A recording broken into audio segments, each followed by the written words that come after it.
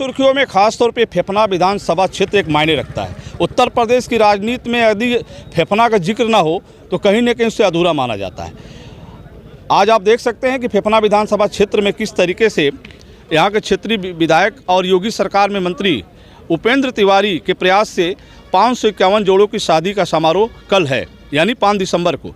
अब बात करें यहाँ के खासतौर पर मनोरंजन के लिए, तो प्रदेश के नहीं देश के कोने कोने से कलाकारों का यहाँ जमघट यानी संगम होने जा रहा है। आइए हम बात करते हैं इस क्षेत्र के विधायक और ख़ासतौर पर योगी सरकार के मंत्री उपेंद्र तिवारी से क्या तैयारी है। बता सकते थे कि फेफना विधानसभा क्षेत्र इसमें राजनीतिक सुर्खियों में छाया हुआ है। योगी सरकार के मंत्री और क्षेत्रीय विधायक उपेंद्र तिवारी जी हमारे सामने मौजूद हैं। 551 जोड़ों की शादियां हो रही हैं, तैयारियां जोर शोर से चल रही हैं और ख़ास तौर पे प्रदेश और देश स्तर की राजनीतिक हस्तियों का भी यहाँ जमघट होने जा रहा है। आइए हम बात करते हैं क्षेत्रीय विधायक और ख़ास तौर पर योगी सरकार के मंत्री उपेंद्र तिवारी क्या तैयारी चल रही है। आइए उनके ही मुझ से सुनते हैं तैयारियों में क्या क्या चल रहा है। जी देखिए, आप देख रहे हैं हम लोगों ने 551 का लक्ष्य लिया था, लेकिन आज मुझे बताते हुए प्रसन्नता हो रही है कि आज ये लक्ष्य 700 प्लस में जा रहा है। और इसलिए हम लोगों ने कोशिश किया है कि जैसे हमारे परिवार में शादी हो या किसी गरीब के घर में शादी हो या किसी व्यक्ति के घर में शादी हो, तो हर एक व्यक्ति शौक के साथ उस शादी को संपन्न कराता है। और इसलिए जब एक शादी 2 शादी को हम संपन्नता के साथ बहुत उत्साह के साथ हम जब शादी कराते हैं, तो उसी हिसाब से आज 700 प्लस शादी बेटियों की शादी हो रही। और इसलिए हम सब लोगों ने कोशिश की है और हम धन्यवाद देना चाहेंगे उत्तर प्रदेश के यशस्वी मुख्यमंत्री पूज्य योगी आदित्यनाथ जी महाराज जी को कि उन्होंने जब उत्तर प्रदेश के मुख्यमंत्री बने तो उन्होंने माननीय मुख्यमंत्री सामूहिक विवाह योजना के तहत भव्य बेटियों की शादी संपन्न कराने के लिए 51,000 रुपये की धनराशि शासन स्तर पर उन्होंने स्वीकृत की, जिसमें 35,000 रुपये का चेक उस वर वधू के नाम पे, 10,000 रुपये का सामान, 6,000 रुपये की शादी की व्यवस्था करने की दृष्टिकोण से व्यवस्था। और इस हिसाब से 51,000 रुपये की धनराशि देकर के माननीय मुख्यमंत्री सामूहिक विवाह योजना के तहत उन्होंने शादी कराने का निर्णय लिया। उसी के तहत ये शादी 24 मई को ही संपन्न होने वाली थी, लेकिन कोरोना फेज 2 आ जाने की वजह से वह तारीख टल गई और ये 7 तारीख को ये 5 तारीख को ये संपन्न होने का वो हुआ, जो तारीख कल है। और हम सब लोगों ने कोशिश की है कि 700 प्लस बेटियों की शादी कर रहे हैं, तो इस अंदाज में हो कि जिस तरीके से राजशाही ठाट बाट में किसी राजा महाराजा की शादी होती है, उससे भी बड़ा इवेंट बना करके हम इन शादियों को करने का काम करेंगे। और इसलिए 700 से ऊपर शादियां हैं। आप देख रहे हैं कि यहाँ सांस्कृतिक कार्यक्रम का मंच बना हुआ है, जिसमें 150 से ऊपर कलाकार आ रहे हैं, जिसमें 2 दर्जन से ऊपर फिल्मी दुनिया के हीरो और हीरोइन हैं।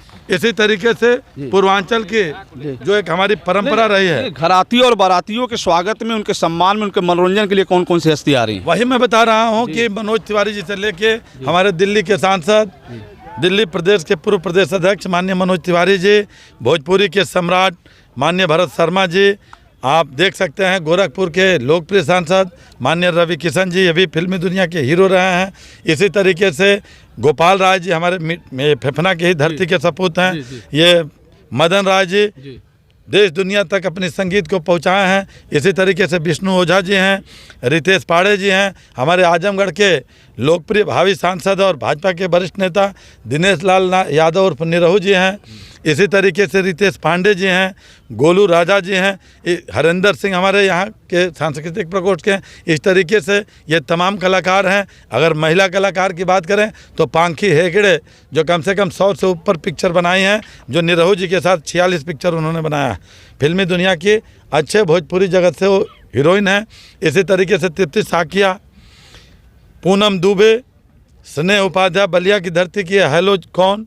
इस तरीके से अगर आप देखें तो 1 दर्जन से ऊपर महिला फिल्मी दुनिया की हीरोइन भी आ रही हैं। सबसे महत्वपूर्ण बात है कि जब 700 से ऊपर बेटियों की शादी हम करने जा रहे हैं, तो हमारे काशी के जो माननीय प्रधानमंत्री जी का संसदीय क्षेत्र है, काशी के पंडित का बहुत देश दुनिया में नाम, वहाँ के 1 दर्जन से ऊपर पंडित आ रहे हैं, जो कार्यक्रम की प्रस्तुति मंच से करेंगे और डमरू बजा करके और शंखनाद करके कार्यक्रम का शुभारंभ करेंगे। पूरा कार्यक्रम धार्मिक वातावरण में होगा। और जिस तरीके से वो कार्यक्रम का शुभारंभ करेंगे, उसके बाद राम और सीता का विवाह जिस तरीके से हुआ था, तो राम और सीता के विवाह पे लखनऊ की एक रुद्र अकादमी संस्था है, जो राम सीता के विवाह से लेकर के पूरी रामायण सर्किट पे 45 मिनट का उनका एक पूरा वो चलता है जिसमें 35 से 40 लोग हैं और वो मंच से प्रस्तुति करते हैं। तो वो कार्यक्रम की प्रस्तुति करेंगे, तब तक हमारे सभी जोड़े 551 का हमने लक्ष्य लिया था, 700 से ऊपर जोड़े जा रहे हैं। 700 इस पूरे पंडाल में उनको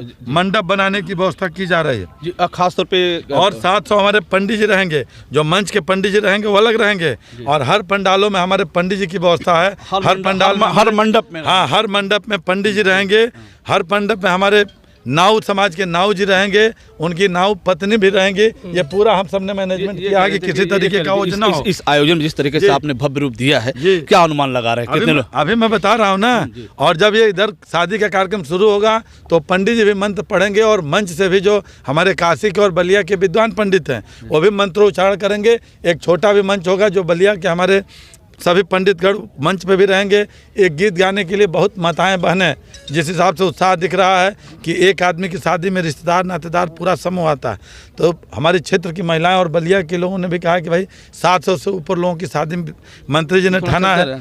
700 से ऊपर लोगों की शादी मंत्री जी ने ठाना है। तो हमारे तमाम महिलाएं भी आ रही हैं। परसों भी गीत गान का कार्यक्रम हुआ, कल भी हुआ, आज भी लोग यहाँ देख रहे होंगे कैंपस में हैं। ये गीत गाया जा रहा है, मटकोड़ वगैरह का कार्यक्रम चल रहा है। और इस तरीके से उनके भी भव्यता के साथ गीत, देखिए वो लोग बैठे हुए हैं, भव्यता के साथ गीत वगैरह गाने की भी व्यवस्था है। जब कार्यक्रम का ये शादी का समापन होगा तो जिस तरीके से कृष्ण और राधा की शादी में वो मथुरा की बरसाने की होली, पुष्प की वर्षा होती है, तो कार्यक्रम के शादी के समापन पे वो बरसाने कि पुष्प की वर्षा होली होगी। वो पहले मंच से होगा और वो जो कलाकार होंगे वो पूरे वर वधू के ऊपर पुष्प की बरसात करेंगे घूम घूम के मंडप में। वो एक अद्भुत नज़ारा होगा और हम कह सकते हैं कि वह दृश्य एक अद्भुत होगा जो आप लोगों का, और हम चाहेंगे कि इसको लाइव करें क्योंकि कैमरे में कैद होगा। एक विषय और, जैसे खासतौर पे घराती और बारातियों के लिए आप उनको रहने खाने की किस तरह की व्यवस्था है आपके यहाँ? बिल्कुल, आप देख रहे हैं कि इतना बड़ा पंडाल है। ये शादी के जो हमारे मेहमान है, इसीलिए हम बहुत बड़े चीफ गेस्ट वो बुलाने की वो नहीं किया हूँ। हमने कहा कि कल के दिन जो शादी वाले हैं तो दुल्हा और दुल्हन ही हमारे मेहमान हैं और उनके साथ जो आएंगे वही हमारे अतिथि हैं। तो उनको प्रॉपर आवे तो उनको मिष्ठान की व्यवस्था, अगर जलपान करना है तो स्टार्टर की व्यवस्था, भोजन जब शादी होती है तो भोजन की व्यवस्था। इसलिए जलपान से लेके स्टार्टर और भोजन की व्यवस्था लगभग 1 लाख लोगों की भोजन की व्यवस्था पूरे पंडाल में हो रही है। लगभग 50 काउंटर बनाए जा रहे हैं।